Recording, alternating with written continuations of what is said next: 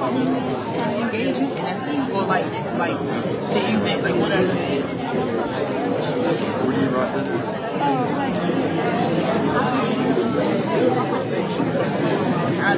Anything, some of that sort.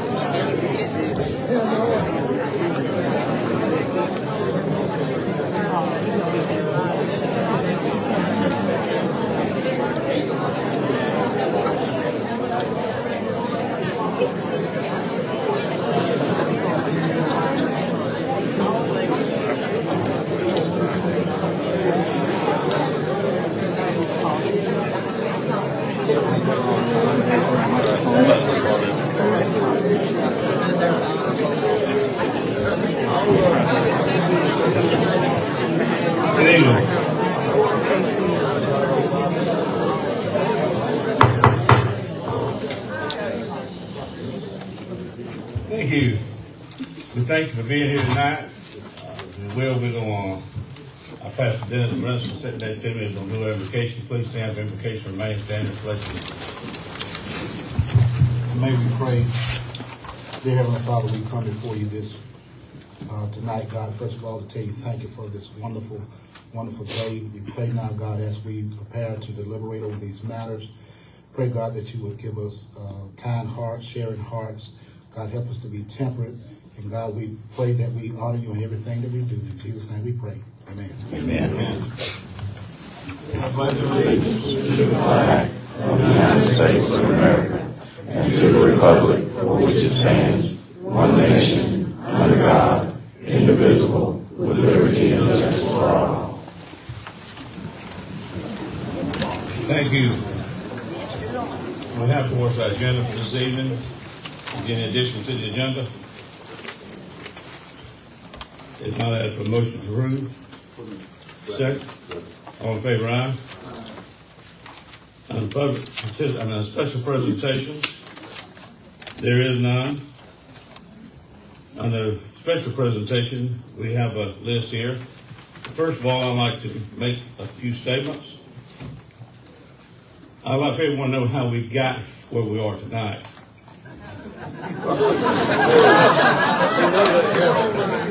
Be nice, please. Please be patient. Please be nice.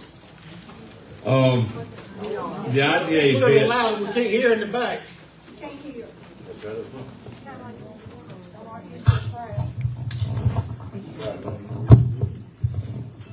Can you hear me now? Yes. All right, thank you. When a company comes to a county, it doesn't matter where it's at, be it Katy County, Seminole County, or Timbuktu in Washington State. They go through the IDA first. The IDA is responsible for vetting all companies and the personnel. Again, please be patient. Please be nice. Just like y'all will. Y'all let him speak. Please. Yes. With that being said, when this is brought to us now, you have to. I told someone this yesterday afternoon, and they kind of said what I was trying to say. If you want to buy a house in Tallahassee, Florida, and you could buy it for half value, would you want the rest of the people in Tallahassee to know that? No, because somebody else will cut you down. So any business comes to any county, anywhere, you have to sign a non-disclosure agreement that you can talk to them. I think I was told about this in November the 7th, is that correct? And I had to sign non-disclosure. Well, non-disclosure ties me to where I cannot discuss it with anyone, not even with my wife or my dog. And that's true with everybody. As you brought into the fold of anything, you have to agree to this signing this document. So that doesn't mean that you know what the incoming business is. It just knows that you got a business looking at you want to come. So the meeting that we had on December 11th was supposed to have been taken in November, if I remember correctly. and something came up. I'm sorry, I don't remember what it was. But something came up. We could not have. I think somebody's going to be out of town, but we could not have the meeting at that time, so we put it off to December the 11th. And that's when everybody found out what it was about, not the day before. Now, do I like that? No, I do not like that. I think every citizen in every county in the United States should know what's happening in their county. But that is the nature of the beast. I don't agree with it, as I just said, but it is what you have to do. And that's why there's so much misinformation, let's say, about anything you do like this. People take, we've been accused of bribes, we've been accused of taking, et cetera, et cetera, et cetera. But that's why we can't discuss any business coming in. I hope that you are recording this, or somebody is, so we can employ you. Sir, it's being taped by two radio stations, Post Searchlight, and another lady was taping. Yes, it is. Now I'd like to read a statement, please. I know there are a lot of you here to speak regarding the Safer Human Medicine Project, and we are interested to hear everybody. Please, when the floor is open for your public comments, come forward, come to the mic, one at a time, identify yourself, place your state of residence, and define or let us know what organization you're representing, if so. Please know that there is a 5-minute rule for each comment participant. Your questions and concerns and comments are very important and will be considered in any future discussions of this board. Might have regarding the Safer Human Medicine Project. If your point or question has already been addressed, please respect your fellow person, your fellow man, by not repeating the question or the concern. There are a couple of other matters that I think everyone in here would be very interested in. It may even affect the way you want to address this board or address your concern. Because we are committed, this body, we're committed to follow the law in all procedures. We ask our attorney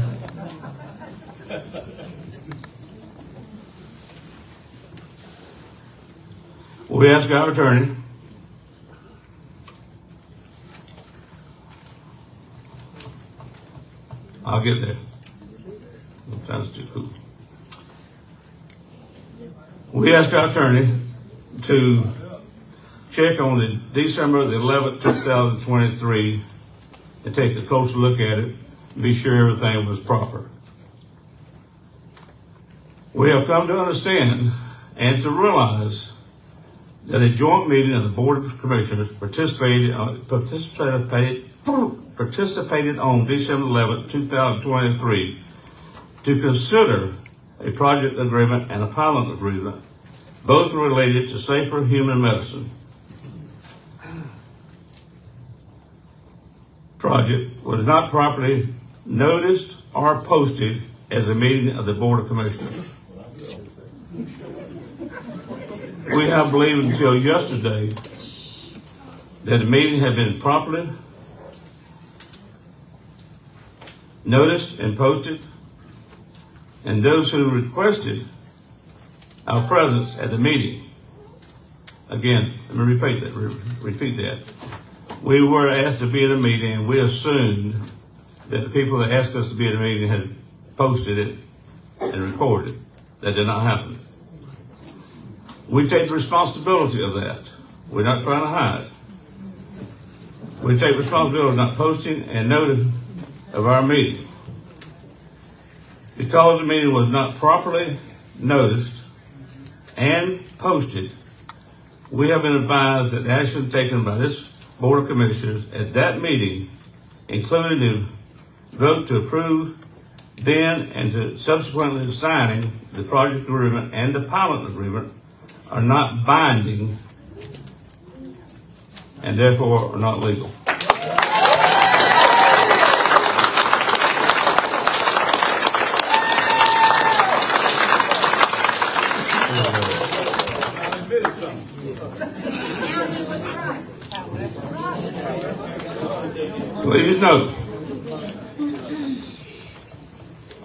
Please note that the Board of Commissioners will place upon the request of the Development Authority or Bainbridge in the city of Decatur County or the city of Bainbridge or Safer Human Medicine Incorporation back on the agenda.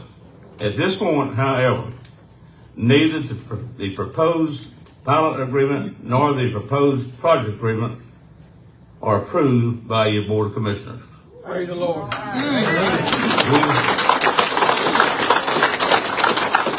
We have been advised. We have reported this to the city of Bainbridge, the Development Authority of Bainbridge, Decatur County, Decatur County School District, Decatur County Tax Commissioner, and Decatur County Board of Assessors on our position with regard to the pilot agreement and the project agreement. Thank you for your attention. Now we will proceed with the people that like to address the commission. We welcome every one of you. Again, if you will, come to the podium, state your name, your address, and what company you represent. We will give you a 30-second warning when you're speaking, and you have 5 minutes. On Amy Meyer.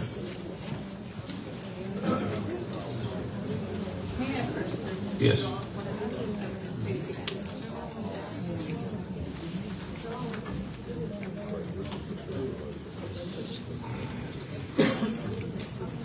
All right, thank you so much for having me today. I want to start by thanking y'all for looking into this and recognizing that there was violations of the Open Meetings Act in this regard.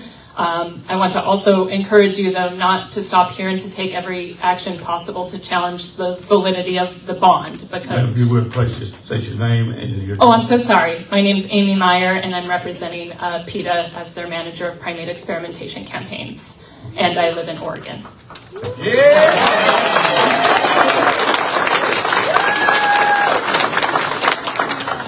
So again, thank you for this, but I hope that you will keep pushing the validity of the bonds and encouraging the city and the development authority to follow in your footsteps as well.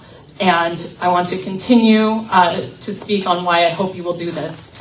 I understand the importance for the city and the county to be investing in good, high quality, high paying jobs for your community. But I fear that Safer Human Medicine has misled the city and county, and that this monkey farm would be dangerous, cruel, and more irrelevant than they may have led you to believe.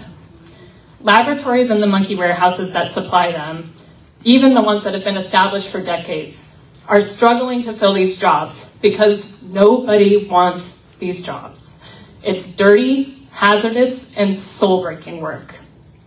Since I started advocating for animals in laboratories a few years ago, I've had so many former laboratory workers reach out to me to share their stories. People like Maddie, a close friend of mine now, who was an animal technician at one of the largest monkey experimenting and breeding facilities in the country. She went into that job as a 19-year-old, rosy-eyed, wanting to work in primate conservation works, and was told this is how you can get started, working with monkeys. But all she got out of it, after it's been 12 years now, and she still suffers with PTSD from her time there. Hearing the haunting screams from female monkeys put into a cage with males for breeding, witnessing a newborn monkey with his little hands wrapped around her finger have a seizure and die in her hands, and realizing that none of the monkeys that she cared for would ever have a normal life of their own, nearly broke her. And I've heard so many stories like this, and it's stories that nobody here wants for themselves or for their children to experience. And contrary to some of the media reports I read saying these would be jobs paying more than $60,000 a year, when we got the records from the city and county and looked at the presentation, jobs like Maddie's position as animal technicians would be making less than $38,000 a year for this heartbreaking work. Now, this proposal is on a scale never before seen in the United States, but it's not the first of its kind. There's an Envigo monkey operation in Alice, Texas, and they've been struggling to contain their wastewater, and they have had several violations of federal animal welfare laws and regulations. There's not even many companies that are allowed to import monkeys into this country, like Safer Human Medicine would need to do. But the ones that do largely have ownership over the monkeys overseas still, with these monkey farms in Asia and Africa. And it leads PETA to question how Safer Human Medicine even plans to get its hands on enough monkeys to set up a breeding colony for 30,000 monkeys here. Are they planning to start importing from China, which has stopped imports since the beginning of the pandemic? Are they going to just be getting the sickly monkeys at the bottom of the barrel that these other established importers don't even want? Do they really have enough investment as a startup company that was incorporated less than a year ago to be spending years before they'll be able to even sell off these baby monkeys? They won't be able to sell these monkeys until they've had enough time for breeding and raising them to an age that they are safe to transport. I know that you're looking out for the future of your community, but experimenting on monkeys is soon squarely going to be in the past. I'm sorry, you got 30 seconds. 30 seconds, okay. The kind of monkey that they plan to be bringing here, the long-tailed macaque, was classified as endangered by the IUCN in July 2022, and there is currently a petition to get them listed under the Endangered Species Act. So you're gambling on an investment with an industry that is phasing out, not ramping up, and I hope that for your concerned residents here and for the future of Bainbridge and of course for the monkeys, that you do everything in your authority to stop this monkey factory farm from moving into Bainbridge. Thank you. Thank you, ma'am.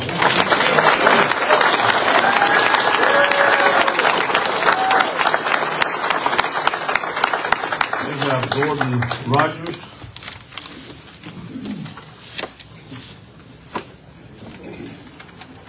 Welcome, Mr. Rogers. Good evening, sir. Thank you, Mr. Chairman, Commissioners. Yes, sir. My name is Gordon Rogers. I am the River Keeper and Executive Director at Flint River Keeper. We're headquartered in Albany. I live at 190 Buster Road near Reynolds, Georgia in Taylor County. At Flint River Keeper, we work from up around the airport in Atlanta all the way to the Florida line on water issues. And I'm here tonight to address that as well as a couple of other things. This is very welcome news that y'all have an opportunity to hit the pause button. And I applaud the legal work that you've done, sir, to help keep them between the white lines. Hitting the pause button is an opportunity that's not given a lot of us in our lives. I see it as the grace of God, frankly.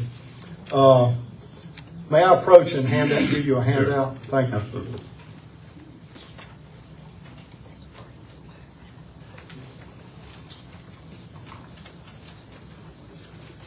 Thank you, sir.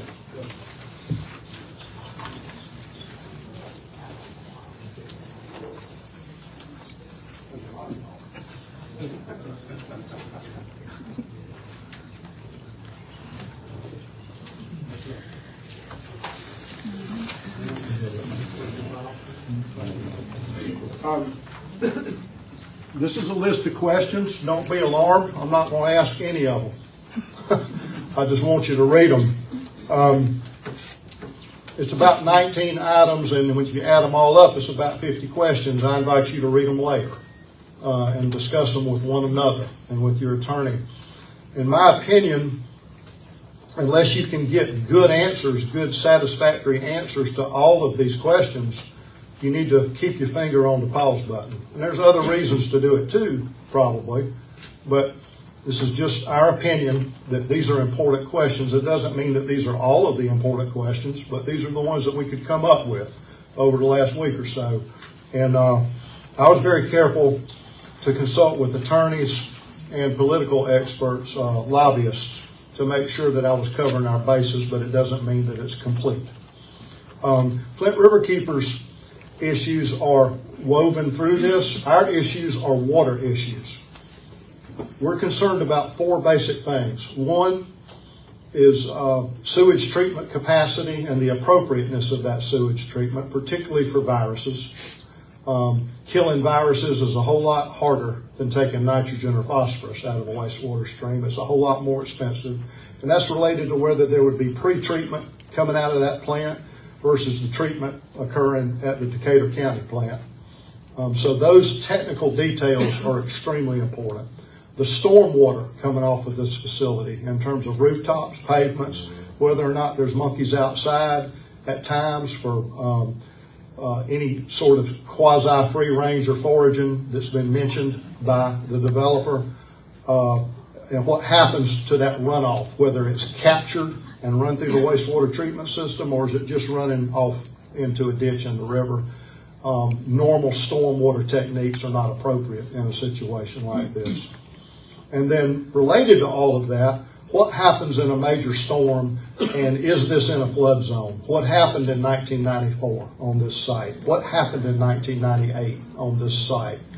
And what happens when the power goes out for 3 to 4 weeks or 5 weeks, like it can do here in the South? Happened relatively recently with Hurricane Michael all through the Panhandle in southwest Georgia. So these are really important questions to be answered from a water perspective. And we'll be watching this very closely through that lens. I also encourage y'all to do what you've already exhibited here, which is continue with a good government, transparent approach. Some of what was done earlier had the appearance of some excellent hide the ball and some excellent hurry up offense. And while I admire that in my football teams, I don't admire that in government. I have now been a river keeper for 19 years, first for the Satilla and now for the Flint. 30 seconds. Thank you. I'm very proud of everything I've done every one of those days. And I was proud of the work I did before that in the waste industry and before that working for DNR, 9 years and 10 years each. And I think that y'all, each of you, want to be proud of everything you do every day also. And I encourage you to continue on that path. Thank you for your time, Mr. Chairman.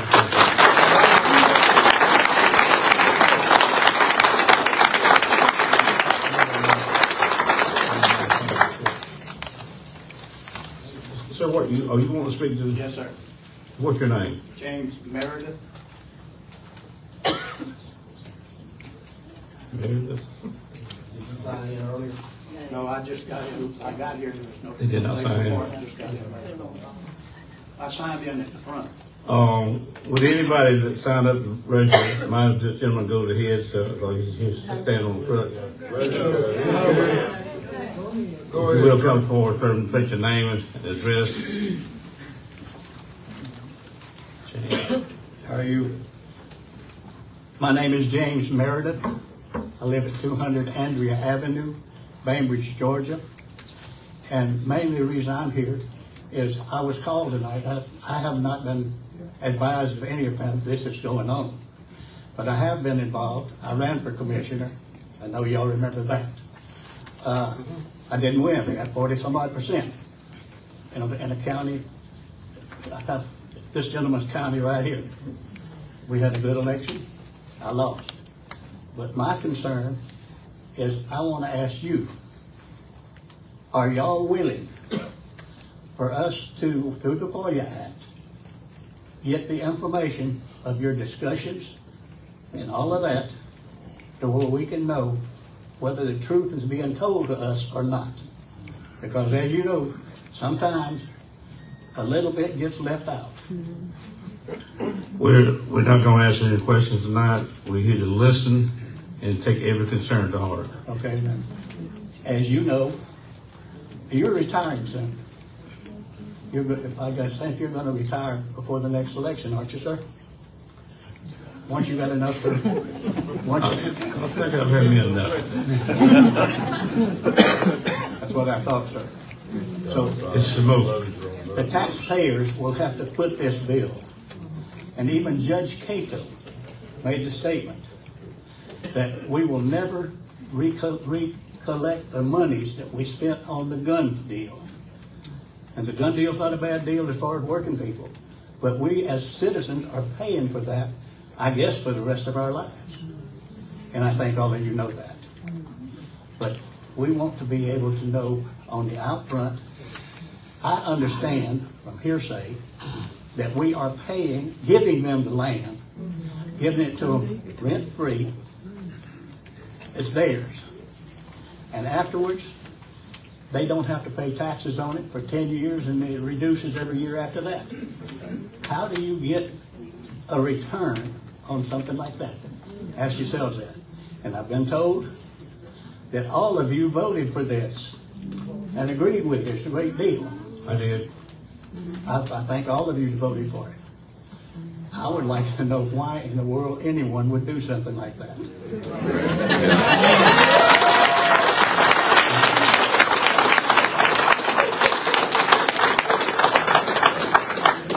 And it's time that you don't have a pause, have a stop. We don't need people that we have to buy to come in here.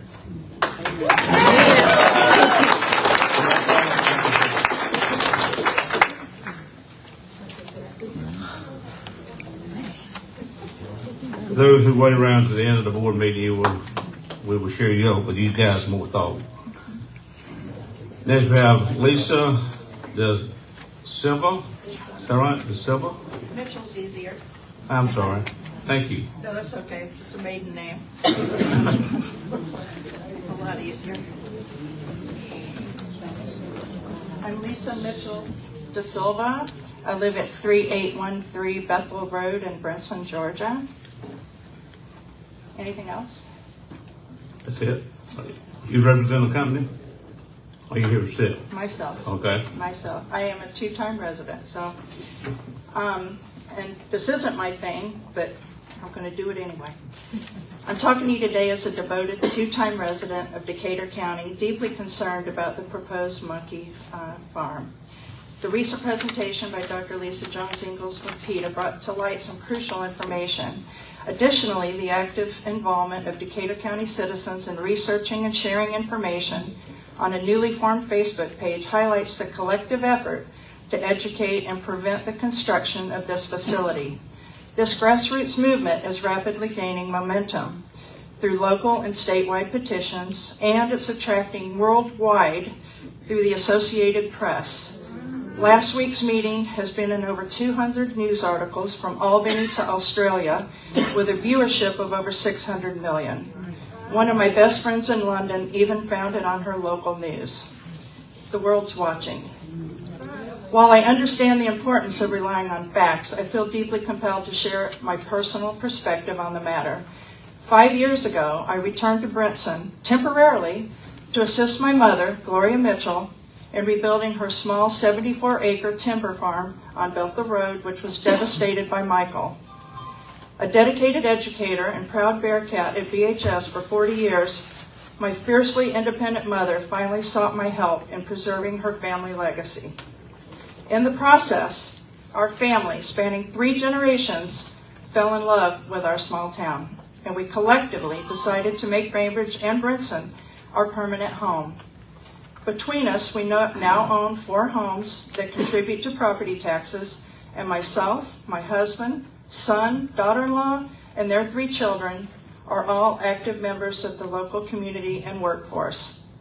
Our decision to invest heavily in the local economy and actively participate in community life was a very deliberate choice. However, the proposed monkey farm threatens the very essence of why we chose to live here. It feels very disheartening that our efforts to contribute to the growth and prosperity of our town may be jeopardized by one single bad decision. In the memory of my late mother, I firmly believe that the monkey breeding farm would be a blight on our town and county. This is not the legacy she or I wish to leave for future generations.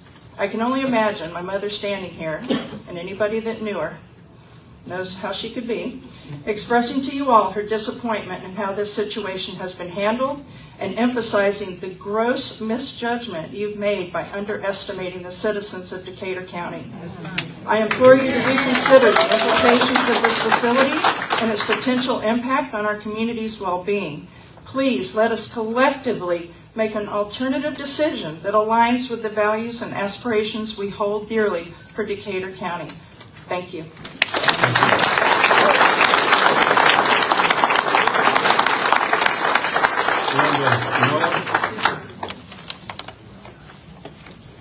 Welcome, Ms. Miller. I'm Linda Miller. I live at 2180 Pondtown Road, right down from the facility. My concerns are all the jobs and the money that all the agencies have been saying this will bring to our community is all in the perfect world. If we fill those 263 jobs, if the average employee makes $65 an hour, which I know we all know that's not going to happen, I don't see how they're going to fill 263 jobs when nobody in town can fill jobs. My other concern is if the business folds up and leaves, what do we as a county, a city, all the tax breaks, the land, the cleanup of the land that's going on now, and all the benefits that were given to them, what do they owe us? Is there anything in the contract? I bet they walk away and owe us nothing. We don't know that, though, because that hasn't been shared with us. You also said that, Mr. Chairman, one of your reasons that you voted for it was because it would help, basically, the county employees need more money. I think every employee needs more money. But are you willing to sell our community for something like this at that expense? I live down the road. Should the county and city be responsible for the depreciation of my property? I guarantee you it's going to depreciate. I bet none of y'all, I bet you're glad you don't live where I live. Or any of these people, some of them it's worse, it's in their backyard. It is down the road from me about 1.5 miles. It's not fair for us to take a loss as citizens so you can pay your county workers more. Everyone else in the county, the city, the school system, they profit. The citizens that live near this project lose. And the community as a whole loses if something goes wrong. I worked my whole life. Me and my husband, we're retired. I can't go start over. I can't pick up and go somewhere else. Nobody's going to want to buy my house within 1.5 miles of that facility. Do any of you? I'll put it up right now. If one of y'all wants to buy it, let me know in the meeting.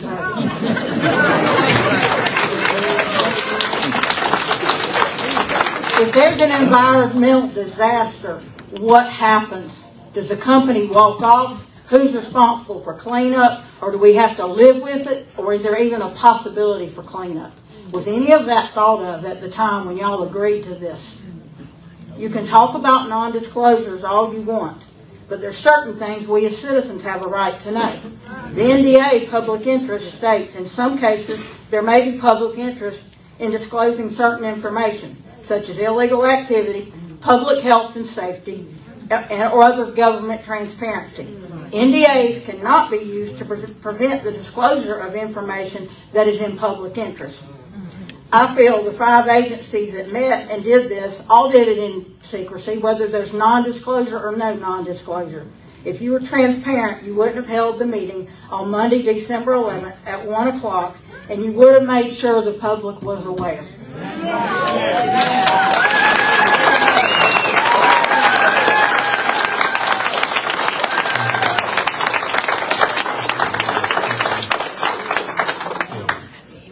Wanda Sullivan, is it? Wanda Sullivan? Let Dr. Miller go, please. Okay. Thank you.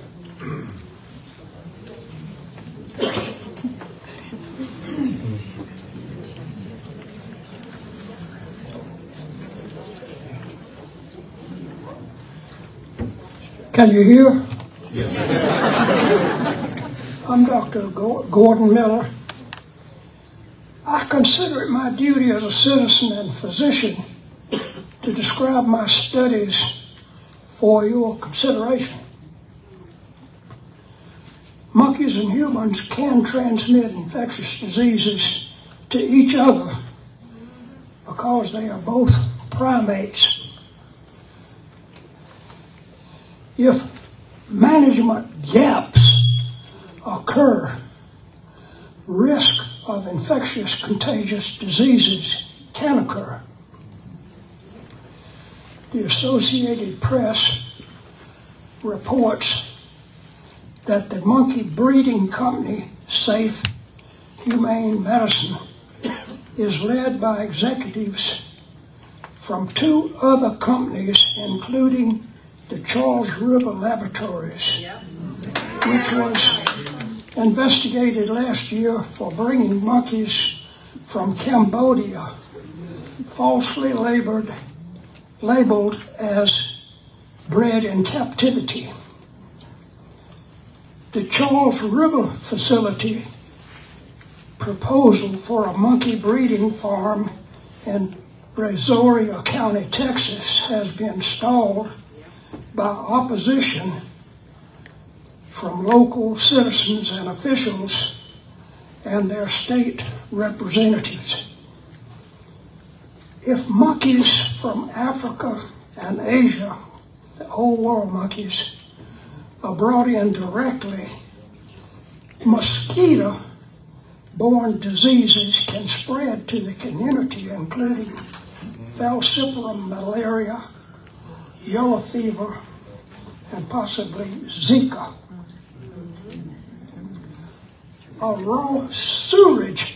If raw sewage escapes to the Flint River or local water reservoirs, diseases would include amoebiasis, shigellosis, salmonellosis, which is typhoid fever, and hepatitis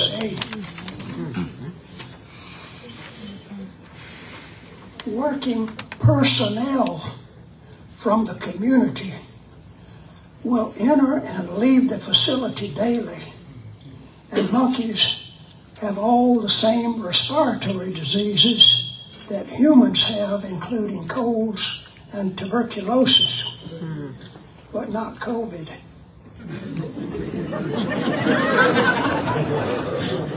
From bites and scratches, personnel can contract herpes B virus, which infects 73 to 100% of all monkeys, in which it causes a mild disease, but in human it causes a fatal encephalitis and residual neurologic deficits. Since 1932, 50 people have been infected with herpes B virus, with 21 deaths. In response to failing animal models, the U.S. Congress passed the FDA Modernization Act 2.0, which removes the mandate for preclinical trials in animals before human trials. The CDC says non-human primates, including monkeys, may not be imported as pets under any circumstances. Since 1975, the federal quarantine regulations have restricted importation of non-human primates to the U.S. except for bona fide scientific, educational, or exhibition purposes, and mostly for scientific purposes. Doctor, sorry, get 30 seconds, please. What's that? 30 seconds. These regulations are in place to protect U.S. residents from severe infections, viral hemorrhagic fever, B virus, mpox, gastrointestinal diseases. If non-human primate importers must register with the CDC, registered importers must maintain CDC approval animal facilities where mandatory quarantine occurs after importation. Importers must make their facilities business records, including employee health records, available to the CDC for inspection and compliance with federal regulation. Citizens... Doctor, I'm sorry, your time's up. All right. Citizens and local government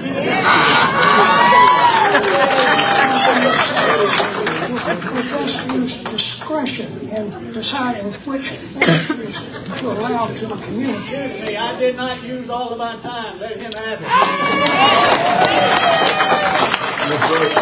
Dr. Gordon, you hear the lady? She said if you need more time, she'll give you her time.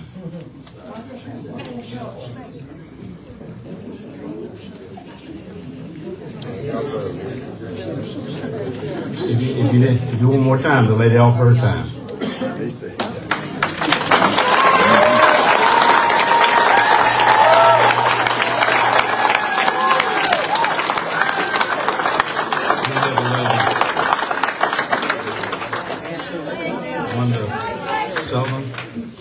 Wanda Sullivan. Welcome, Ms. Sullivan. How are y'all? My name is Wanda Sullivan. I live at 1012 Lee Street here in Bainbridge. My biggest concern is one infected monkey is all it's going to take to totally ruin this whole city, county.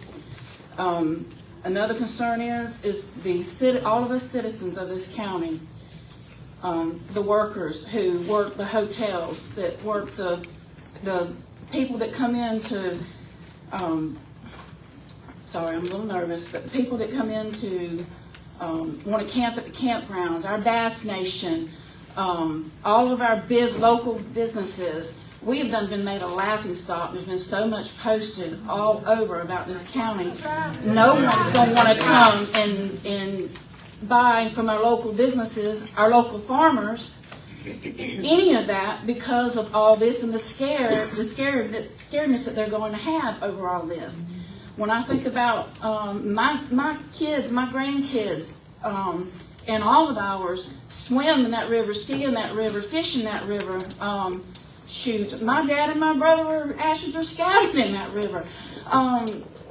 The effect of the aquifer and what this can cause if an accident broke out will be detrimental to us and to this county completely. And not just us, but I got Apalachicola. I mean, it goes, the lawsuits. It's going to be a never-ending lawsuits coming from other states. I mean, are we really ready for that? That is my biggest concern for all this business and it's just going to be a ripple effect that's going to just go from here to there to there to there to there, and it's never going to stop until this. And how is the money going to be paid out to all the people that have been affected by this? That's what my whole. There is such thing as a conspiracy in the beginning. I'm glad y'all reiterated tonight, but conspiracy to defraud us citizens in the very beginning of all this, because none of us got these notices that what was happening until we had to hear it all online, and we're all brought together to this point now. But my concern is for the businesses and the health of every single one of us that eat, live, and breathe and drink in this county. Thank you.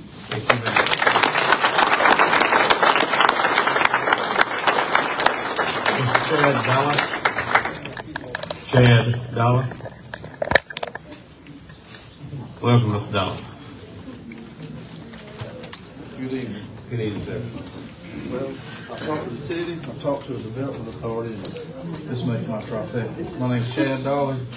I live at 1565 Newton Road, Bainbridge, Georgia, right next to Penny and Johnny Reynolds at 1555. Their land borders the proposed location that's already been cleared and stumped, and I live next to them. My property line is 300 feet from Sacred Human Medicine's new facility proposed. I spoke to them. Everybody here's done such a good job tonight. I don't need to talk about zoological diseases or ecological impacts or ethical impacts or, the economy or our property values. Everybody's pretty much covered that. I do have a letter here that was written by people in the community and handed to my Aunt Penny to speak. When she's feeling a little hoarse tonight, she asked me if I'd do it. So on behalf of the citizens of Decatur County, I'd like to read this letter that was written, not by me. Yes. All right. Wildlife trade and disease risk is what's the name of the letter. I stand before you today as a concerned citizen, deeply troubled by the plans to build a primate husbandry facility in our town, particularly in light of the risk associated with the primate wildlife trade and the potential disease threats, specifically focusing on rhesus macaques, or long-tailed macaques, or whatever you want to call them. The proposal to house up to 33,000 of these primates demands our careful consideration not only for the well-being of the animals, but also for the health and safety of our community. The global primate wildlife trade is a complex issue with far-reaching consequences. Rhesus macaques in particular have been subjected to this trade, leading to concerns about ethical implications of confining such a large number of these intelligent social animals. As a community, we must question the morality of contributing to an industry that often involves the exploitation and suffering of these beings. Beyond the ethical considerations, we must address the significant risk of disease transmission associated with large-scale primate facilities. Rhesus macaques are known to be potential carriers of zoonotic diseases that can be transmitted to humans, second only to bats. Given the scale of the proposed facility, the potential for disease spillover in our community becomes a critical concern. Recent events worldwide have highlighted the devastating impact of diseases originating from animals, and we must act responsibly to prevent such risk within our own town. I'd also like to add, I was a small child. I was 9, 10 years old when the flood of '94 came through, and I saw with my own eyes that where it's proposed to be was in water, and also in '98. I implore the city government to thoroughly assess the implications of building a facility that aims to house such a vast number of rhesus macaques. It is essential to prioritize the health and safety of our community members, considering the potential risk associated with the disease transmission and the ethical considerations surrounding the primate wildlife trade. Additionally, let us not forget the importance of transparency in this decision-making process. The citizens of our town deserve to be fully informed about the plans, practices, and safeguards that will be implemented to address these potential risks. As responsible stewards of our community, we have the power and the duty to ensure that our actions align with our values. In conclusion of this letter, I got something to say. I urge the city government to reconsider the implications of building a primate husbandry facility of this scale, or any scale, take into account the ethical concerns surrounding the primate wildlife trade and the potential health risk associated with the rhesus macaques. Our town's future should be built on principles of compassion, responsibility, and the well-being of both our community and the animals with whom we share this planet. Thank you for your time and consideration. I'd also like to add, thank y'all for admitting the issues with the initial meeting. I hope y'all continue down the right path. And like, I'm not sure who said it, that's the grace of God right there. There ain't no other way around that. I hope y'all continue to do the right thing, and I implore you to make sure the city and the development authority and the planning department, all do the same thing. This is our community. The last 10 years, Decatur County, Bainbridge has grown. I'm so proud of where I live, more proud than I've ever been. I've lived here my whole life. The downtown area, the Flint River, the bass tournaments, the name that this area has got. I have people, friends from college, and that never lived here, and they know Bainbridge, Georgia now. Nobody ever knew Bainbridge, Georgia. It's something to be proud of, and this is, somebody said a blight, a stain, whatever you want to call it. This would be horrible for our community. All right, I appreciate all of your time. I hope y'all consider everything everyone has said. Do the right thing. Y'all got a chance to do the right thing.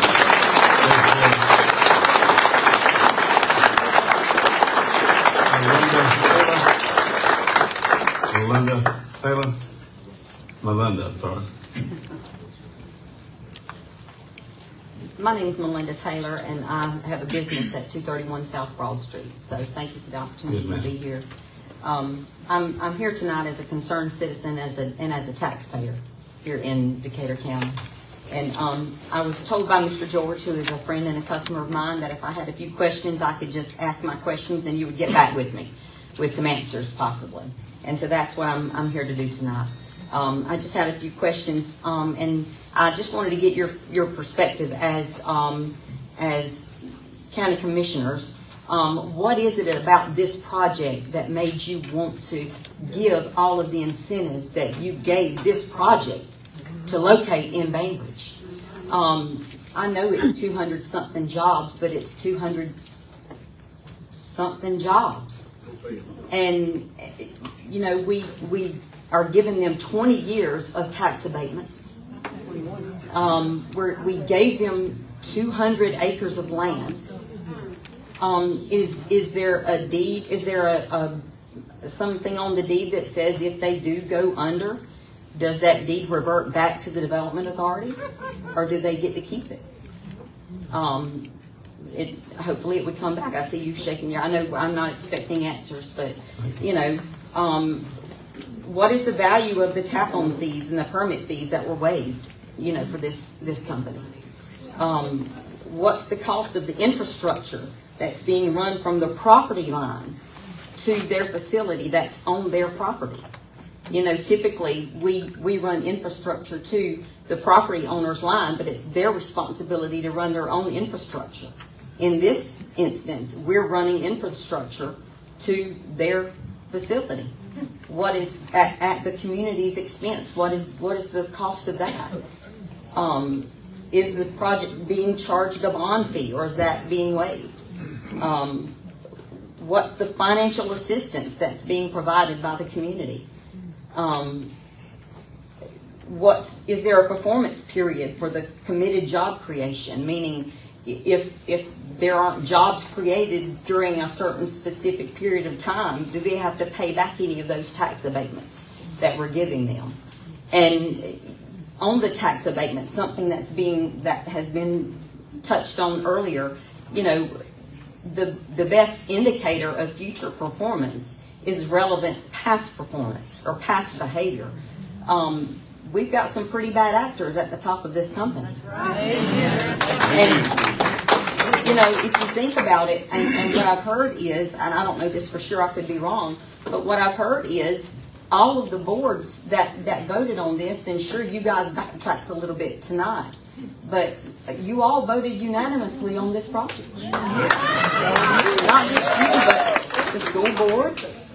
I mean, you know, the city council, the Development Authority, everybody voted unanimously on this. And I heard that the Development Authority Director, Rick McCaskill, said that he wasn't aware of the litigation that was involved with the top members of this organization. Well, why wasn't he? Amen. Isn't it his job to know that? You guys voted unanimously to bring a company in with bad actors at the head of it. Unanimously. Why? I don't understand that. I'm not a conspiracy theorist. And I'm actually on the fence about the monkey husbandry. I mean, if it's done right, it could be an okay project for Decatur County. I'm just saying, I'm still on the fence about it. I just feel like the way it was handled, you guys, it could be done, it could have been done completely different. I just have a lot of questions, and I do appreciate the time that you've given me to address the commission tonight. Thank you. Mr. Larry Funderburg.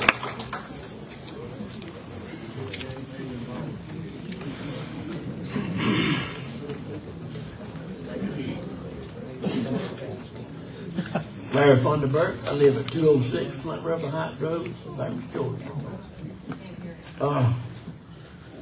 Pete, what I had to say, I'm going to hold and reserve. If you retire, I'm going to keep my word to myself. But if you're not, don't come back putting no sign in my yard again.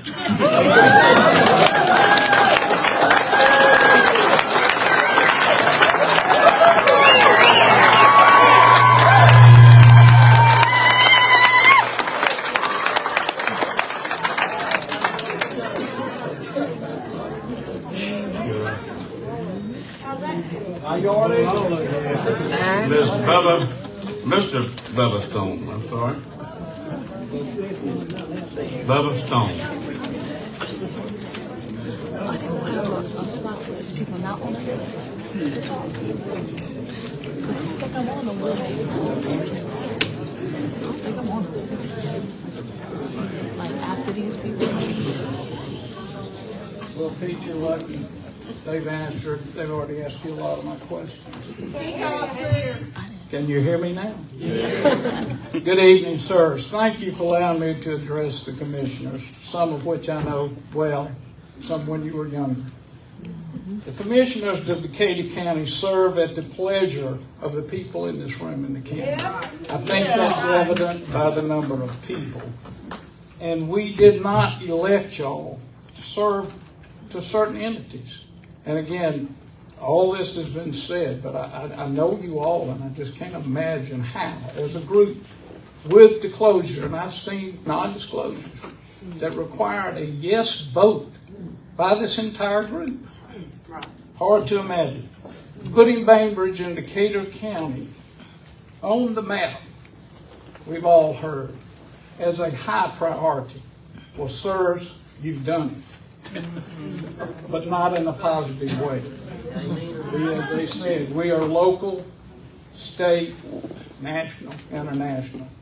And you get calls, and their first question, what? It's about the monkeys. And it's happening every day to people here. Pretty much myself and a lot of people are embarrassed by what has transpired here. I do thank you for your change of direction, but the county, city, development authority, through those actions, I feel, have constituents wondering, where's the purpose? What's the reason? Are they worried about our safety, our health, the truth, transparency, or the law?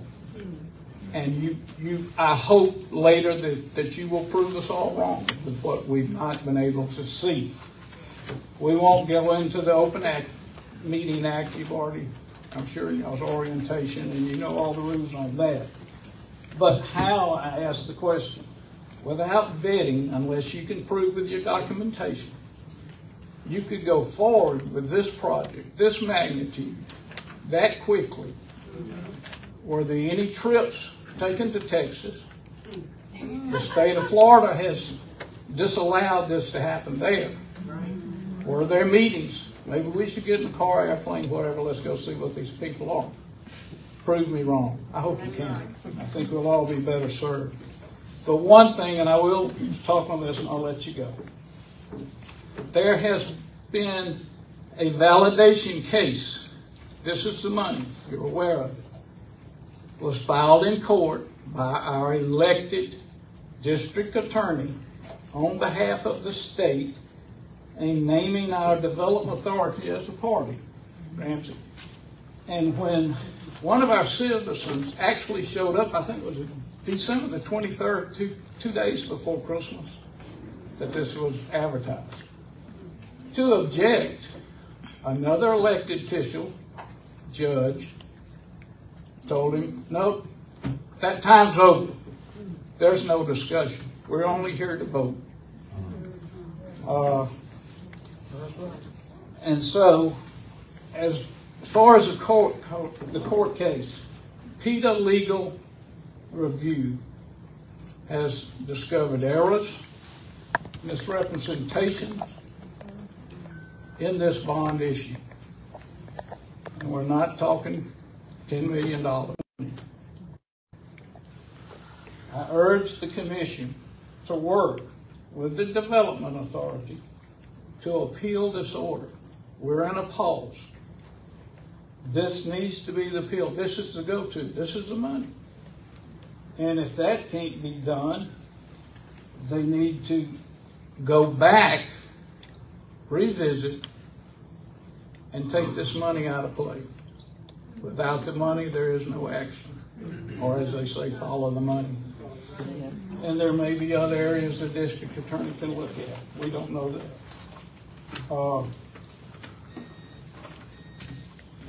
It was funny, I was looking through Project Liberty. Pardon? 30 seconds. 30 seconds. All right, Pete. We'll do this. Let's go on to something bigger. As far as the city, we all know the city was involved, is involved, and they will also be questioned through discovery for their records.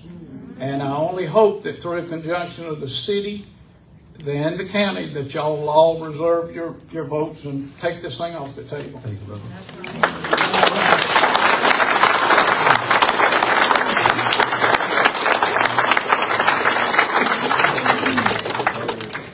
Delana Williams.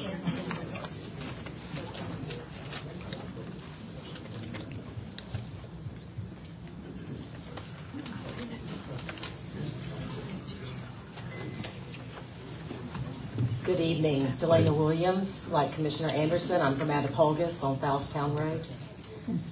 Our county's development authority, on their mission statement on their website, it quotes, just to paraphrase, to ensure leadership in improving the overall quality of life in Decatur County. The purpose, to again paraphrase, is to ensure that there is always an active, coordinated, and focused effort to attract desirable businesses to the Bainbridge and Decatur County area. It's also interesting, if you don't have a lot to do and peruse websites, Safer Human Medicine's letter is on the Development Authority's website, all capital red font, to hear their response. It's almost as though they are on their side, like. But their letter is sort of a rebuttal to PETA's letter, but PETA's letter doesn't have a link. My mother raised me, and she always said there's two sides to every story, and then there's the truth. Well, let's post PETA's letter. Let Decatur County know both sides of the story. Thank you. Thank you.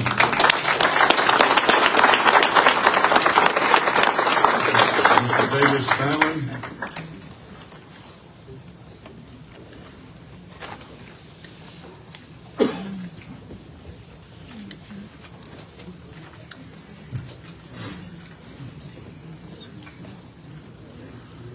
Welcome, Mr. Sandlin. Yes, sir, Ms. Stevens. I'm David Sandlin. I live at 1211 Lake Drive, Bainbridge, Georgia, about 1.2 miles from this proposed site. Gentlemen, I want to read a letter to you tonight that, you know, when you get old and retired, you got time to kill. So I got up the other night and wrote a letter.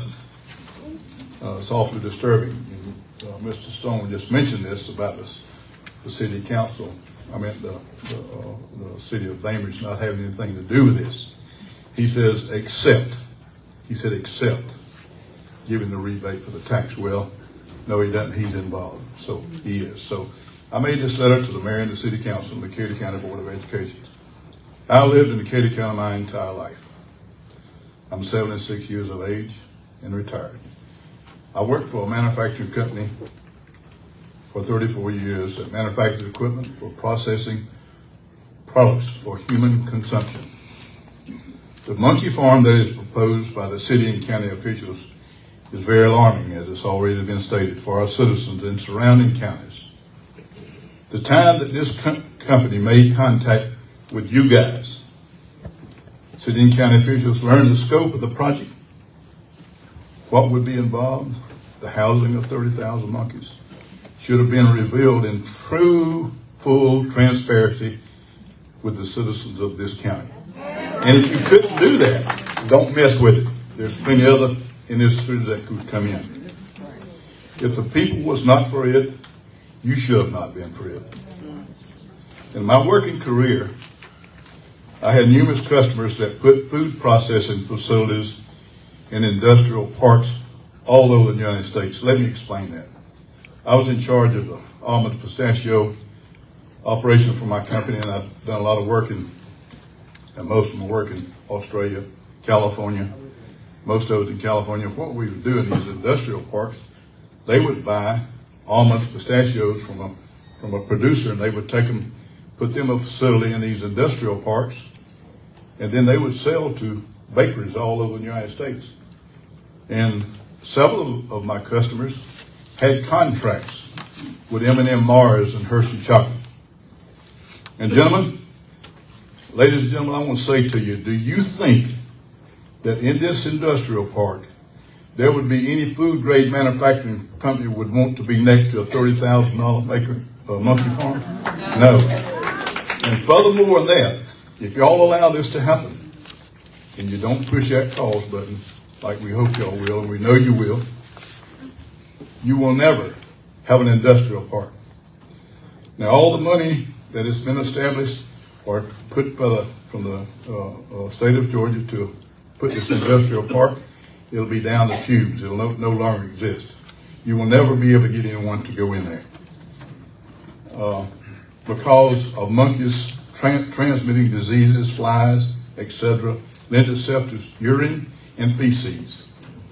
No matter the level of sanitation implemented, then it goes into our soil, drinking water, and to our wonderful Flint River that sponsors several major bass tournaments, bringing in hundreds and thousands of dollars to our city and county each year. They will even find other bodies of water to hold their tournaments.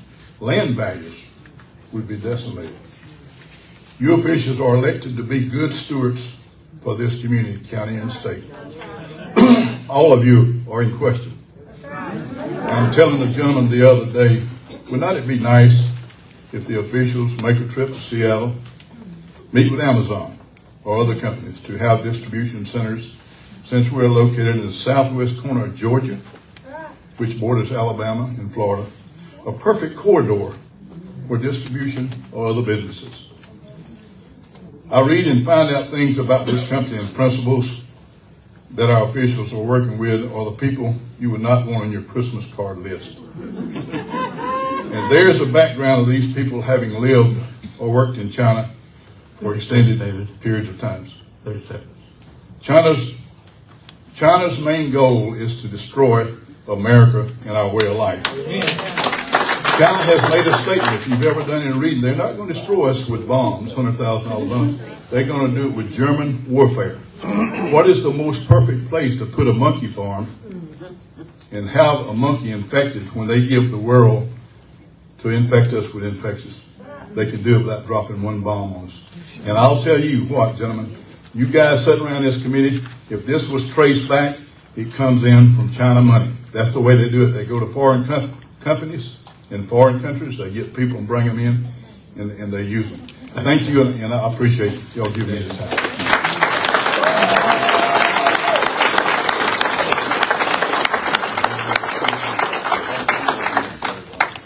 Jan Jones.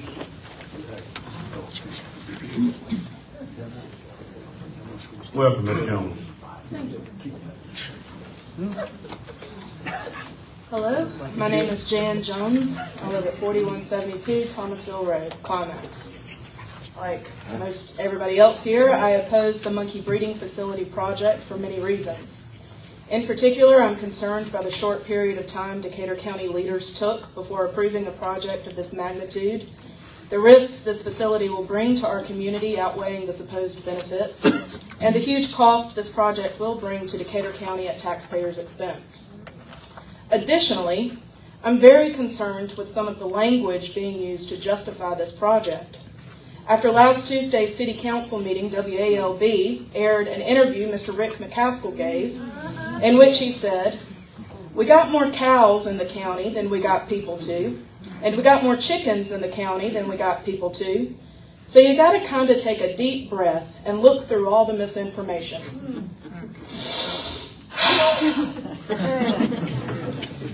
Since that airing, Mr. McCaskill's quote has traveled pretty far, as has already been said. It's appeared in a Washington Post article.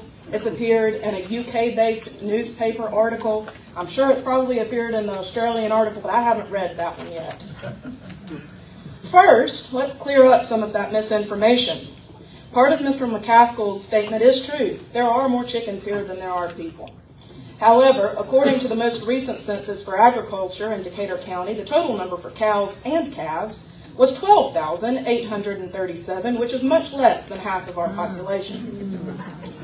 Along with the clear misinformation in Mr. McCaskill's statement, I'm insulted by his implication that beef, dairy, and poultry farmers are on the same level as safer human medicine and their breeding of animals.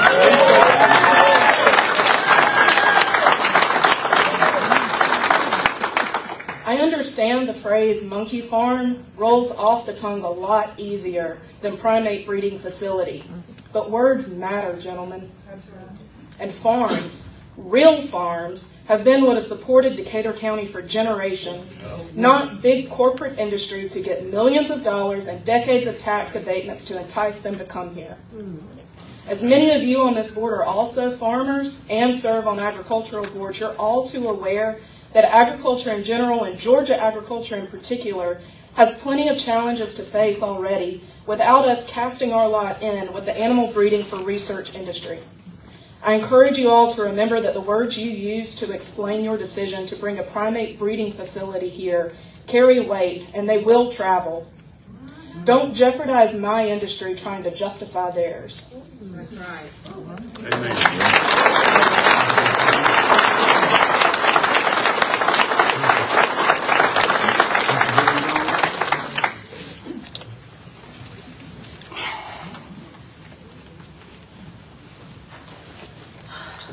Welcome, Jerry. I'm Jerry Jones, lifetime resident of Decatur County, lived here all my life, worked on the farm, pay taxes. I had a letter wrote up, but it's pretty much been covered.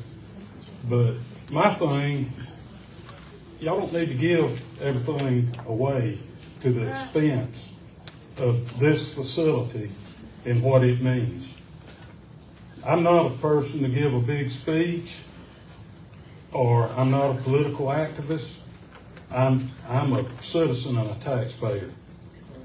And when I hear that some of these board members that say, well, we can do what we want to, we don't have to listen to the citizens of Decatur County. That's not right. And I understand secrecy, but this thing was kept too secretive. It should have been brought to light long before it was. I didn't need to read about it in the paper. I mean, if it had been a business, that would be one thing, but the nature of this is not good for the county. It's not financially stable for the county, and it's not the animal welfare is one thing, but the financial stability of this is not good either. And I've known about every one of y'all for probably 40 plus years. And I think y'all probably know me about as well as I know y'all. And I'm not one to get up and complain, but when people step on my toes, it's time to say something, and I feel like my toes has been stepped on. Amen.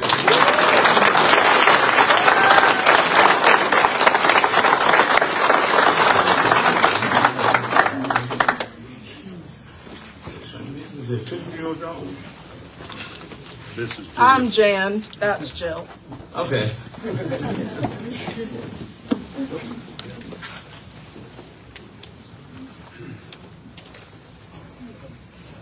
My name is Jill Jones. I live at 4160 Thomasville Road, Climax, Georgia. I appreciate your comments opening up. I'm glad that y'all have done some backtracking and realized that the way all this has been handled was wrong. So my notes are going to need to change a little bit. But I can tell you, I think all of you, not just this county commission board, the city council, the Board of Tax Assessors, the Board of Education, and the infamous Development Authority, I hope every one of the people that serve on those boards, and some of you are elected, and some of them are appointed by you. Now, the city and the mayor the other night, now the mayor, he wanted to distance himself from this thing. Oh, this was a development project. Well, I think that website says it's the Bainbridge Decatur County Development Authority. And I think both the city council and the county commission have input into the people who serve on that development authority. And I certainly don't want to misquote anything. And Jan was exactly right when she said words matter. And I don't want to put any words in the mouth of Mr. Stevens, but I think I heard you say in your opening comments that it's the responsibility of the Development Authority to do the vetting of the companies that they bring in. I think I heard that. Now, if that's the case, I think the Development Authority has some answers that they need to be providing, and you all, as the people who oversee them, you need to inspect what you expect. I was taught that.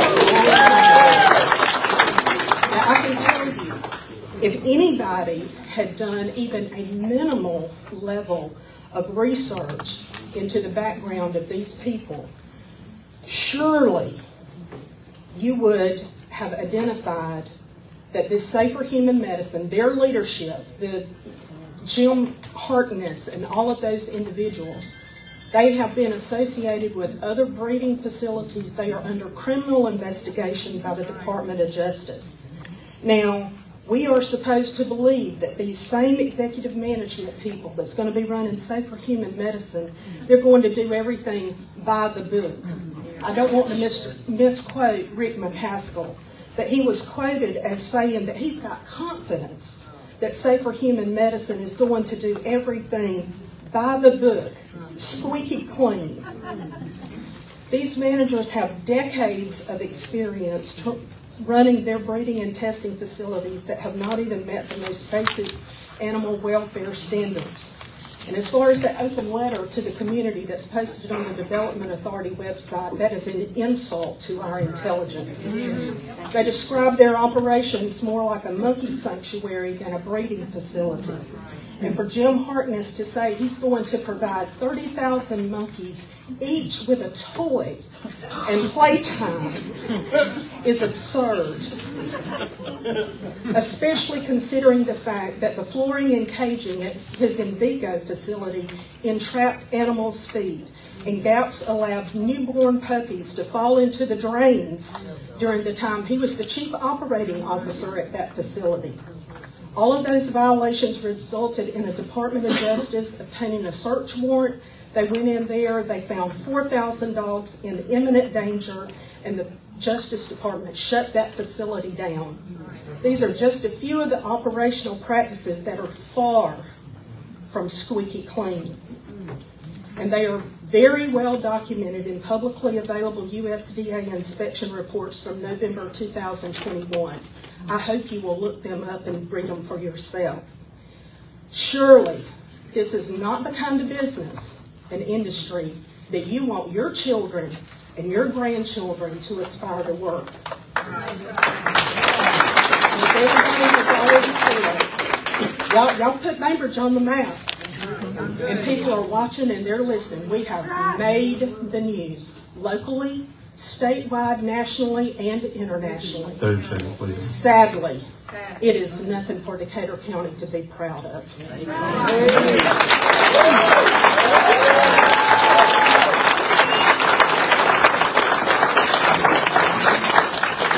Yarborough.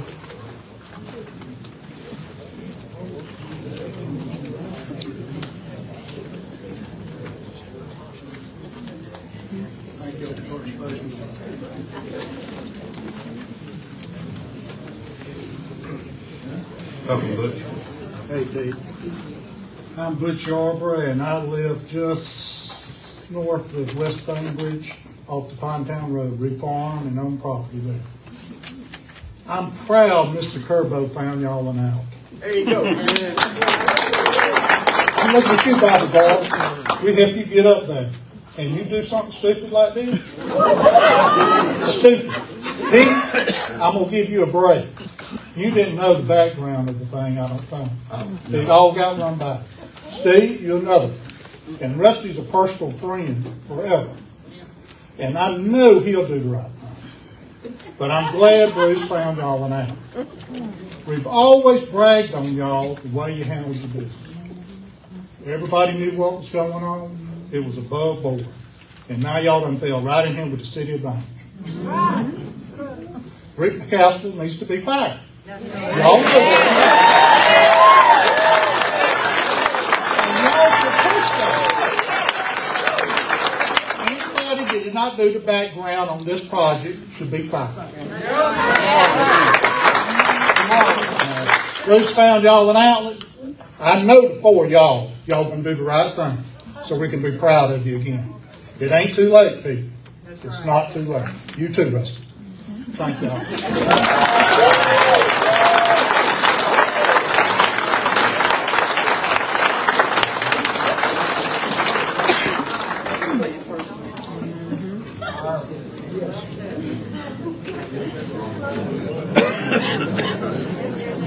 Security fair close? I think that's right.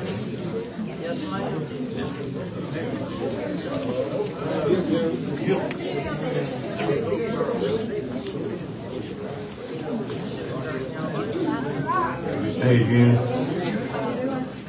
Okay. I didn't have a speech, but I made some notes, but I didn't really come to speak tonight. But, Name and address, please. sorry? Name and address. I'm sorry, June Fairclough, 214 Riverview Drive, Bainbridge.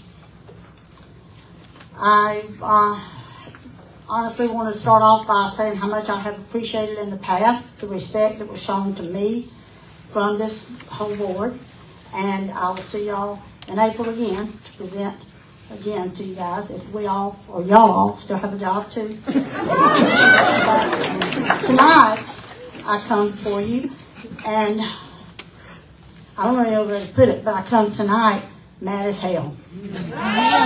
Because as a business owner in this town, I see investors. I work with everybody downtown. We've been so proud of this, everything that's happening with our city, you know, and just trying to bring people in.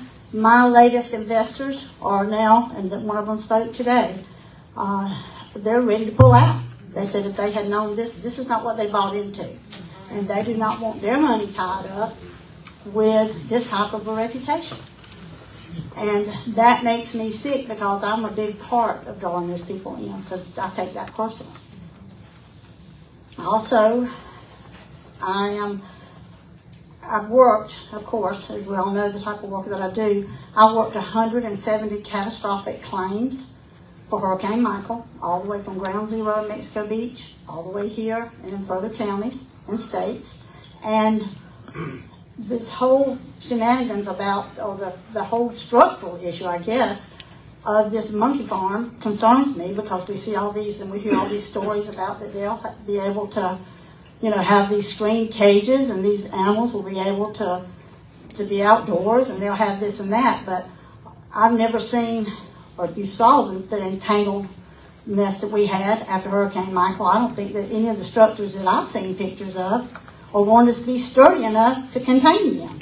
We're going to have monkeys from here to two more states because I just don't think they're going to hold up. And I'm hoping and praying that there's been a lot of studies on this. I'll be very interested in seeing what the structural integrity looks like, not just the fact that they've got open spaces. As a community servant, you know, I do so much, or I try to for this community. I've tried to give back. Because, you know, we have our grief support groups. I try to help with organ donation education. And, you know, we've just got such a great, warm community that loves each other. And then now, look at this. There's been nothing but just conflict. You know, there's a lot of fighting going on, and rightfully so. You know, this is our river. This is our town. All of ours. And I'm very upset about it. We have contributed with our grief support group, you know, to the new Chasen Park, which is gorgeous. We've waited for several years to even find a place to put our fountain. And the city worked with us on that till we found one that I was satisfied with because at the base of that fountain lies the bricks with the name of our children that have died. And we put that downtown Bainbridge, along that river. I am probably more about that river than I am anything that we're discussing. Because not only do I work in town, but I also live on that river. I built my house 30 years ago, and in 1993, I lost my husband. I built that house in 1994.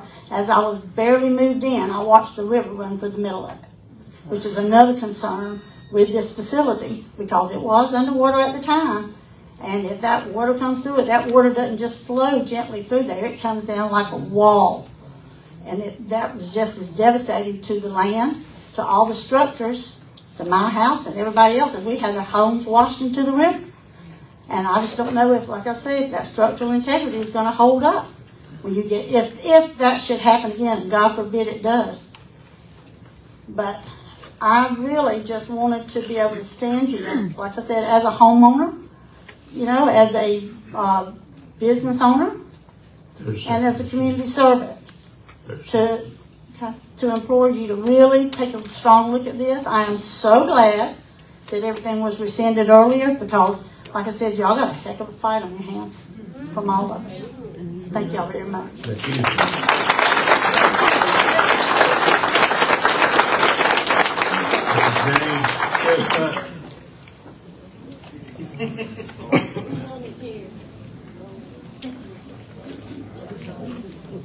Come on down, the price is right.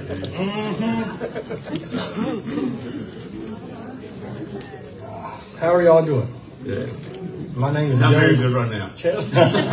My name is Jamie Chestnut. I live on 1956 Pond Town Road. I know several of y'all, school, church, town, different things.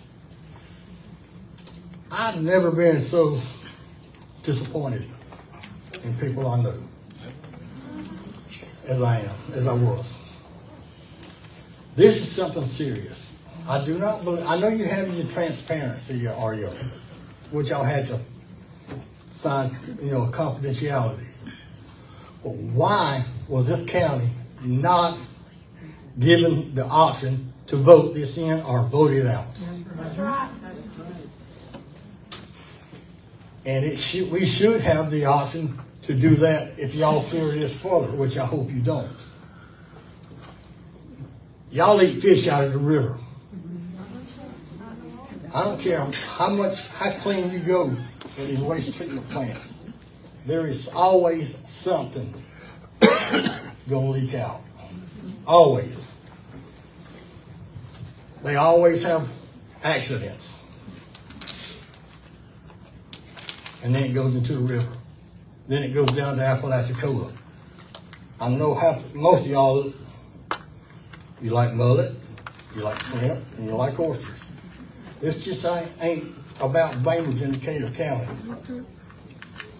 Do we need the money? Yeah, the county needs the money. I agree with that. Well, let's find a different way. Let's find distribution centers for tires, for anything. Other than I live a mile or less down the road from where this thing. I'm gonna smell these monkeys. I don't want to smell monkeys. And I know y'all don't either. Rusty has a farm. He's got to work that farm. Rusty, that's gonna stink. That's a sign. Uh-oh. That's a sign. Uh-oh. Somebody in the back turn the light back on. Thank you. I mean, Steve, would you want this on your side of the county? Think about it. Just think about it. No. Bobby, would you want that out on Spring Creek Road or out of Puggis? We don't want this in this county, and we don't need it in this county. Please find some other way. Please.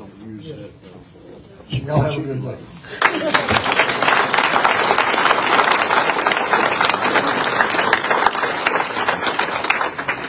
I want to thank everybody for stepping forward and voicing your opinion. We value those highly, and we hear you loud and clear. Again, I said earlier that I don't like the way things have to be done. If somebody will come up with a way that we can do differently, legally, I'm all ears. Vote no. May I? No questions. No. One-on-one, I'm available anytime. My phone number is 229-221-1500. Feel free to call me at any time. Permission to speak? I have something to say. Yes, sir. We're going to have one more, then we'll pay it off. It's under 5. It's under 5. Thank you so much for having me. Name and address. My name is Vina Merritt. I reside at 3870 Town Road in Attapulgis. And first of all, thank you for having me, County Commissioner members. I'm here today with a heavy heart frustrated heart, compelled to express my deep disapproval of the decision to allow a monkey breeding facility to set roots in our beloved town. Bainbridge has always been known for its warmth, compassion, and commitment to ethical practices, but this decision threatens the very fabric of our community. I saw this town progressing into something big, something to point at the map and say I lived here. This monkey breeding is an all-time low. Money is one heck of a drug. My generation and younger, who are the heartbeat of our town's future, are raising our voices against animal cruelty, advocating for a world where every living being is treated with respect and dignity. We are steering away from products and practices that contribute to harm, embracing cruelty-free alternatives in our daily lives. How can you, in good conscience, follow a facility that breeds monkeys for science labs, where the specter of cruelty looms large to take root in our community? The trend is clear. The younger generation will not stand for animal exploitation.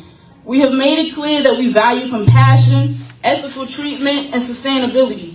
Bainbridge has an opportunity to be a beacon of progress, a place where future leaders, entrepreneurs, and innovators chose to make their home. But this decision to bring a monkey breeding facility jeopardizes that vision. In a world where conversations about compassion extend to issues like abortion, it's ironic that we are willing to embrace the breeding of monkeys for science experimentation and industry where lives are brought into existence only to be subjected to the harsh reality of laboratories. We must question the inconsistency of a society that claims compassion while simultaneously endorsing practices that involve the breeding of a sentient being like us for the sole purpose of experimentation and ultimately their demise. Our town's reputation is at stake. The decision to allow a monkey breeding facility not only contradicts the values we hold dear, but also sends a clear message to the younger generation. A message that we say we are not willing to compromise our principles for the sake of economic gain. Let us not forget that the future of Bainbridge lies in the hands of the youth. No young person would choose to stay or return to a place that turns a blind eye to the ethical treatment of animals. It is today that we have, where am I?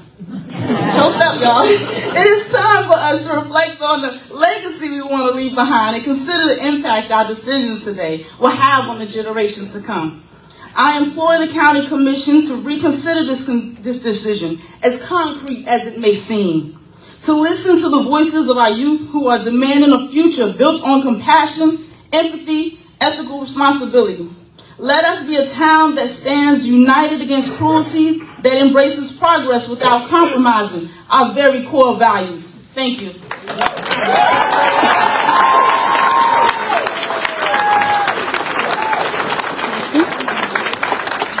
I want to thank everybody for being polite, for being gentlemen and ladies. And, I hate that a board like this has to have a disaster like this to get you involved. Saying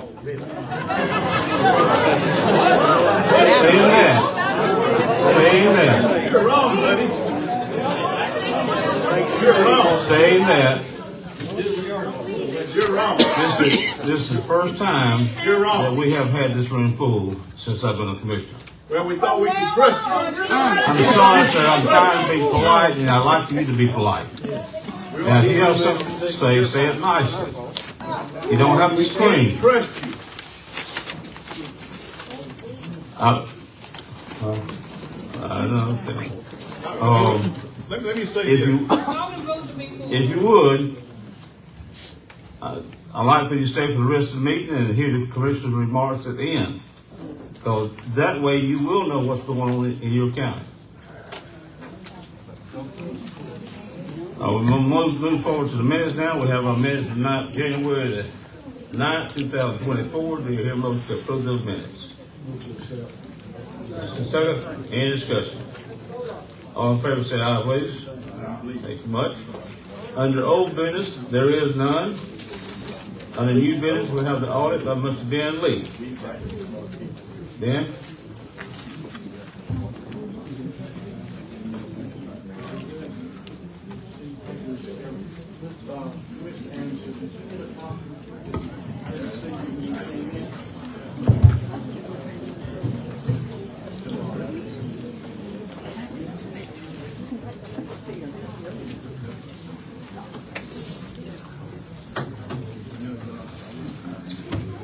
You ready to change the subject?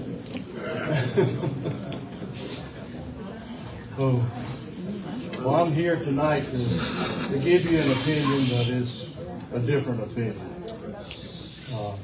I'm here to present the audit report to you. And first, let me explain exactly what a financial statement audit is.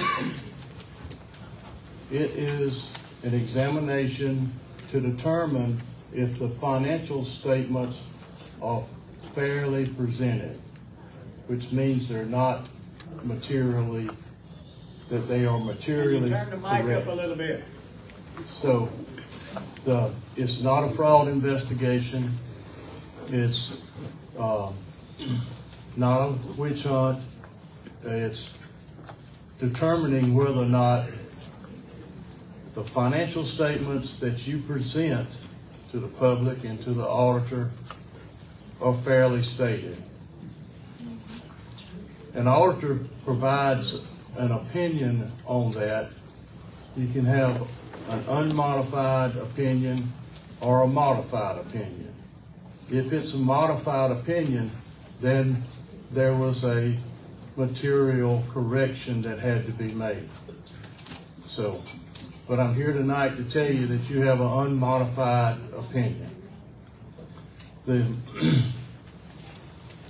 And again, you've had a great year of stewardship of the taxpayers' money.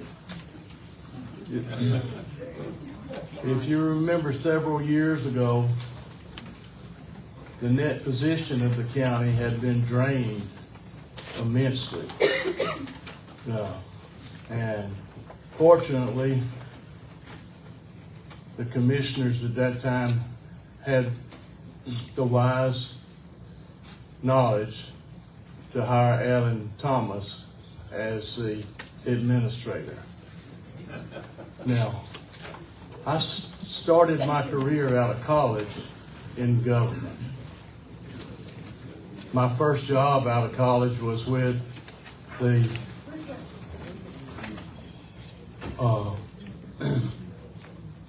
what is now called Regional Development Center.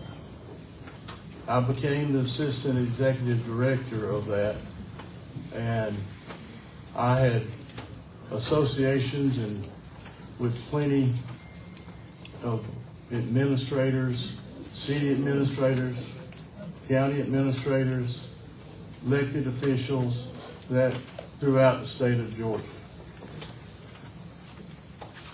I will tell you that, to my knowledge, you got the best financial manager than anybody that I've been confronted with or been associated with. And the numbers tell the story. As I've told you every year, we need to build back your net position of the county. And that has been going on for several years.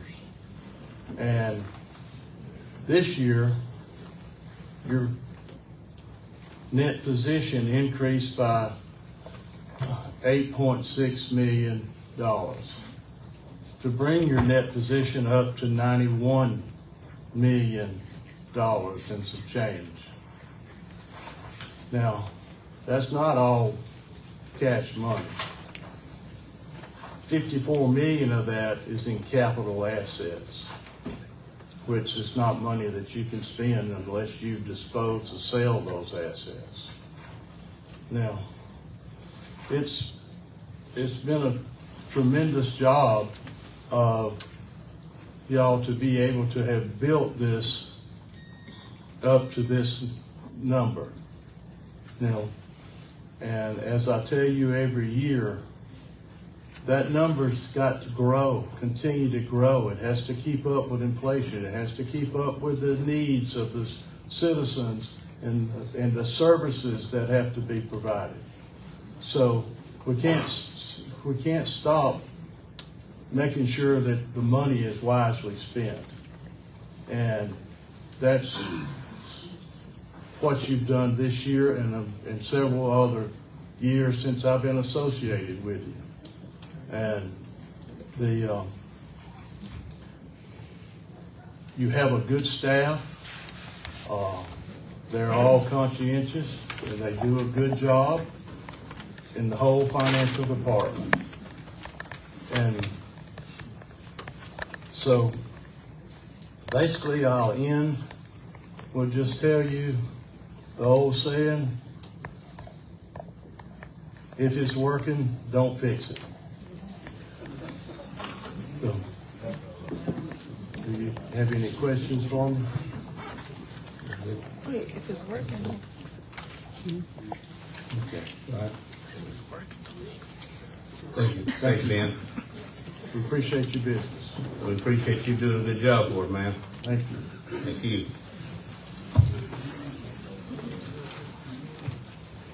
Do we need to vote to set this off?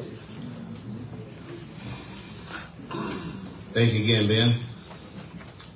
Next, have a set of memorandum of understanding for BS Solar Farm LLC. Mr. Thomas? Mr. Chairman, this for solar project stated that they anticipate building a 130 megawatt facility with a total amount. Again, the speaker, please.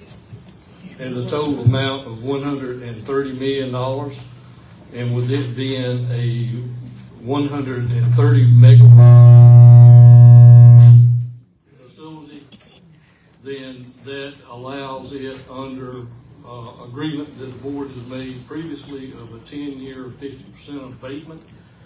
But in this memorandum of understanding, it goes on to point out if it is a 200 megawatt or above system, then they are entitled to the 60% for 16 years. But again, at this point, the understanding is we can't hear you. It is a $130 million project for 130 megawatt system. All right. First of all, let's get a motion for the project. Mr. Chairman, since the gentleman in the back had difficulty hearing me and my mic seems like it's roaring when I get closer, maybe you may want to repeat it. It does not qualify for the 6% break, the 130. It's 130 watt. 50, it's a 50% break for Right. 10 years. All right. This is a $130 million project. They get a 50% break on taxes for the amount of watts it's going to produce. Anybody hear that? All right. The board had voted in years past that they'd be staggered as depending on what the wattage is. Anything less than 100 watts would be 100% tax. From 100 to 150,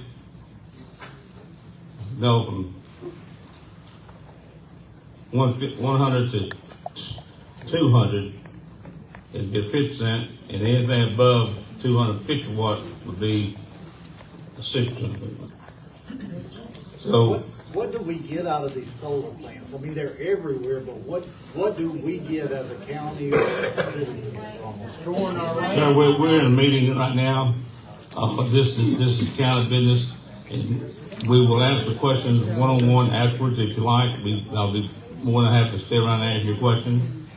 We're now taking care of county business.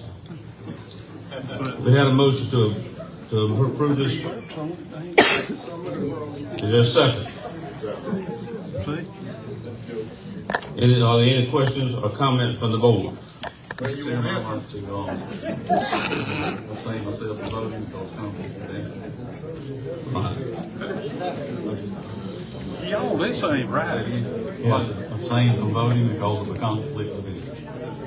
Everybody hear that? No. Rush is going to excuse himself for voting because of conflict of interest. This is not right. We have the motion and a second. Any further discussion? If not, all in favor say aye. Aye. Next, I'll consider approval of errors and omissions report. Mr. Thomas? Mr. Chairman, that document is in your packet as well. It has been signed off by the tax commissioner, Mr. Mark Harrell, and also Mr. Jackson Kendrick, who is the Board of Assessors Chairman. And based on that, with their recommendation and their signatures in the document, I would recommend that for approval by the board. Did everybody hear? Y'all don't want to listen? No, we did. We've had a motion to approve the errors and omissions report. Do I hear a motion to do so? Is there a second? Second. Any discussion? Not all in favor, say aye, please. Aye. Thank you much. Now we go to the commissioner's remarks. We'll start with Commissioner Anderson. I'd like to thank everybody for coming out tonight. Appreciate your input. We welcome your input, and thank you for coming out. Come again. Don't be a stranger. Thank you. Thank y'all for coming out. We appreciate y'all's input. I'm available for comment after or questions one-on-one afterwards, or give me a call during the next week. I appreciate y'all's input. Thank y'all for coming. Thank y'all for coming, and just like Bobby, I'm available just one-on-one or call me on the phone, and we'll talk about that. Thank y'all. I want to thank everybody for coming, and your concerns are my concerns.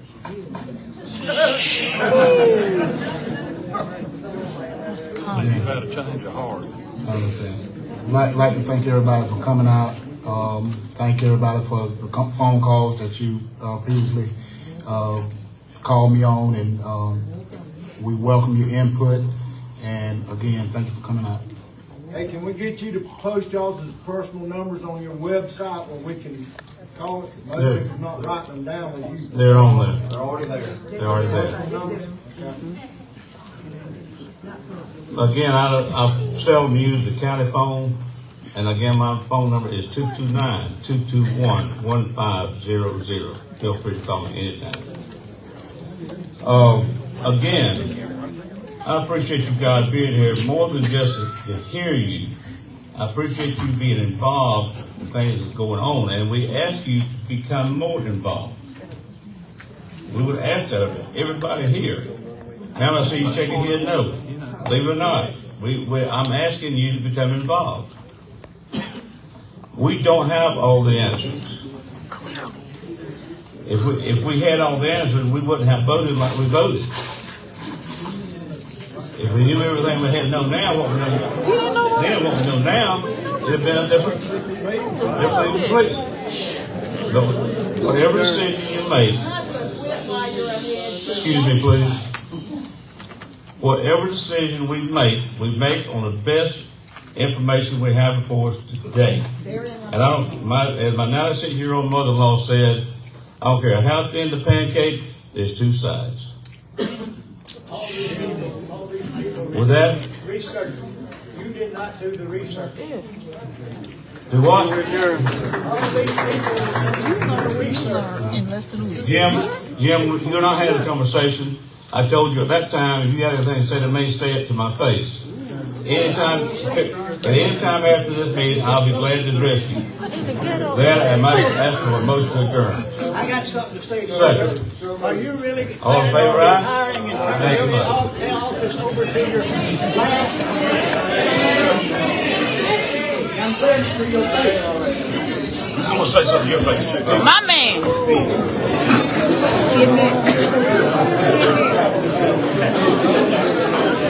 My Lord. What in the ghetto is this? Look at that man. What in the ghetto? He about to... What in the hood? When I wore mascara, you make me look down back. I always had to leave the room. Jesus Christ. Oh my goodness. They're about to have a fight. Oh my God, it's quality content. Based on what I heard, based on all that he knows now, they would have voted differently. So vote no. It's so much like, yeah. That's all I'm saying. Are y'all in the Facebook group? I did, I mean, I tell me in private. So much info that they could have discovered with a Google search, but no comment. Thank you. Okay. Yes. Okay. Okay. Yep. Thank you.